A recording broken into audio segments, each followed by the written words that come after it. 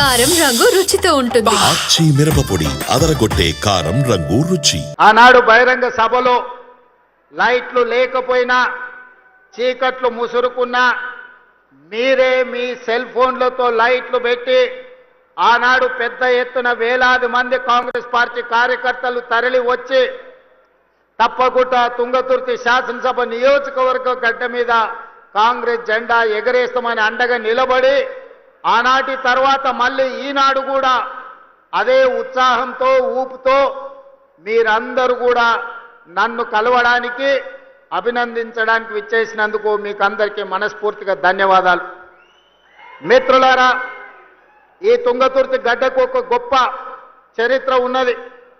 ఇంతకుముందే చెప్పిండ్రు, భీమిరెడ్డి నరసింహారెడ్డి గారి నుంచి మొదలు పెడితే ఈ నల్గొండ జిల్లాలో సాయుధ రైతాంగ పోరాటానికి ఊపిరిలూది ఆనాడు ఇది నల్లగొండ అని ఈనాడు ఇది నల్లగొండ అంటే ఆనాడు ఇది నల్లగొండ కాదు ఎర్రగొండ అని చెప్పి ఈ ప్రాంతం నుంచి ఉద్యమానికి ఊపిరిలూది భూమి కోసం, భుక్తి కోసం, విముక్తి కోసం సాయుధ రైతాంగ పోరాటాన్ని నిర్మించి నిజాము నవాబుల నుంచి, రజాకర్ల నుంచి విముక్తి కలిగించిన గడ్డ ఏది అంటే అది నల్లగొండ గడ్డ, తుంగతుర్తి ప్రాంతం అని చెప్పి ఈరోజు మనం చెప్పుకోక తప్పదు.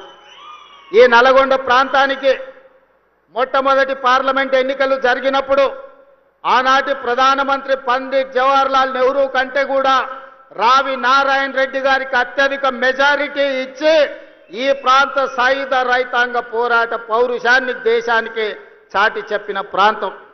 ఈ ప్రాంతంలో ఒక ధర్మభిక్షం కావచ్చు, ఒక దొడ్డి కోమరయ్య కావచ్చు, ఆరుట్ల కమలాదేవి కావచ్చు, మల్లు స్వరాజ్యం కావచ్చు, సాయుధ రైతాంగ పోరాటంలో నిలబడి పేదల కోసం అసూలు బాసిన వాళ్ళు ఎంతోమంది నల్గొండ జిల్లా నుంచి ఉన్నారు. ఈ నల్గొండ జిల్లా చరిత్రనే తెలంగాణ చరిత్ర అంటే అతిశయోక్తి కాదు.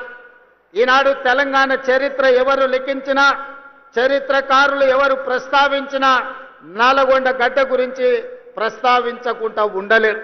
అలాంటి ఈ గడ్డ మీద నుంచి ఈనాడు పేదలకు అందించే రేషన్ కార్డుల కార్యక్రమాన్ని ఏర్పాటు చేసుకోవడం అంటే తెలంగాణ నలుమూలల పేదలకు 4 కోట్ల మంది ప్రజలకు ఈ రోజు కడుపు నిండా సన్న బియ్యం వండి అన్నం పెట్టే రోజులు వచ్చినాయి. అందుకే వేలాది మంది మా అక్కలు, మా ఆడబిడ్డలు ఇక్కడికి వచ్చి ఆశీర్వదించడానికి వచ్చిండ్రు.